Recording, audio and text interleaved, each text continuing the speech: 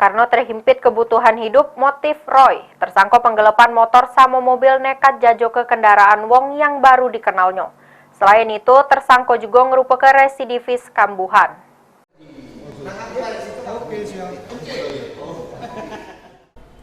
Unit Ranmor Satreskrim Polrestabes Palembang ngeringkus Roy residivis tersangka penggelapan kendaraan roda 4 sama kendaraan roda 2 yang sudah meresah ke warga kota Palembang.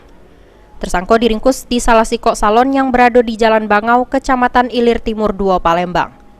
Dari pengakuan tersangka, kalu motor yang digelap kenyo tersebut dijajo kenyo di kawasan Seberang Ulu dengan sikok motor serego 3 juta rupiah, sedangkan untuk mobil digade kenyo sebesar 15 juta rupiah. Duit hasil jajo ke samo gade ke barang hasil gelap ke kendaraan wong tersebut digunakan tersangka untuk kebutuhan sehari-hari. Oh, cara kamu ngomong. Ini motor bawa kabur langsung dipinjami korban aja itu. Alasannya apa? Alasan apa alasan? Korban minjem motor KTM itu. Gak ada yang ditahan nggak selama minjem motor? Maksud aku apa KTP apa-apa? Nggak ada. Termasuk mobil juga. Itu rata-rata tetangga atau siapa kira-kira yang dipinjam? Tak kenal sih, dicontoh. Ngacak berarti. Ngacak.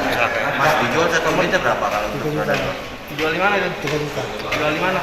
Tepati ya. Ini akibat ulahnya tersebut, tersangka sudah dijeblos ke sel tahanan Polrestabes Palembang. Heru Wahyudi, PAL TV.